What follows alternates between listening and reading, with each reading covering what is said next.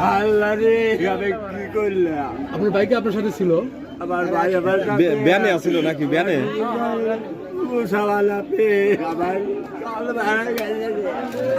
আরে শাহজাদপুরে অটোব্যান উল্টে সাবেক সেনা সদস্য নিহত।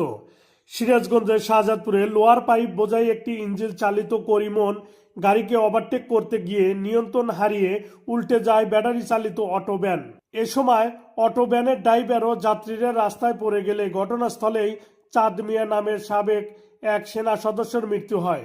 এ সময় অটোব্যানের ড্রাইভার ও অপর যাত্রীকে আহত অবস্থায় উদ্ধার করে স্থানীয় একটি বেসরকারি ক্লিনিকে ভর্তি করা হয়েছে।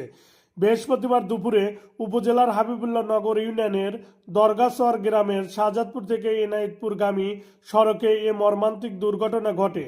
খবর পেয়ে শাহজাদপুর থানা পুলিশের একটি দল ঘটনাস্থল পরিদর্শন করেছেন এবং নিহতের লাশ উদ্ধার করেছেন। নিহত চাঁদ মিয়া উপজেলার বেলতল ইউনিয়নের মাল্টিডাঙ্গা নতুনপাড়া গ্রামের মৃত বানিসুদ্দিন সরকারের পুত্র এবং মুক্তিযোদ্ধা ও সাবেক সেনা সদস্য।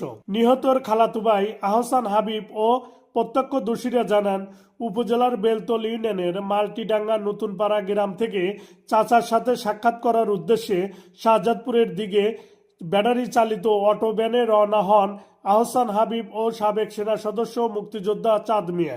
অটো ভ্যানটি দরগারচর এলাকায় পৌঁছলে লোয়ার পাইপ বোঝাই একটি ইঞ্জিন চালিত করিমন গাড়িকে ওভারটেক করার সময় নিয়ন্ত্রণ হারিয়ে উল্টে যায়। এ সময় ভ্যানে থাকা যাত্রীরা ছিটকে পড়লে লোয়ার পাইপের সাথে ধাক্কা লেগে মাথা ফেটে গেলে ঘটনাস্থলেই মারা যায় সাবেক সেনা সদস্য মুক্তিযোদ্ধা চাঁদ মিয়া। ভ্যানের চালক সহ গুরুতর আহত দুজনকে স্থানীয়রা উদ্ধার করে একটি বেসরকারি ক্লিনিকে ভর্তি করেন। পরে শাহজাদপুর থানা পুলিশ ঘটনাস্থলে উপস্থিত হয়ে লাশ উদ্ধার করেছে। ঘটনাস্থলে থাকা শাহজাদপুর থানার এসআই আনোয়ার হোসেন দুর্ঘটনায় সাবেক সেনা সদস্য নিহত হওয়া বিষয়টি নিশ্চিত করেছেন। Amirul Islam, digital Shahzadpur news.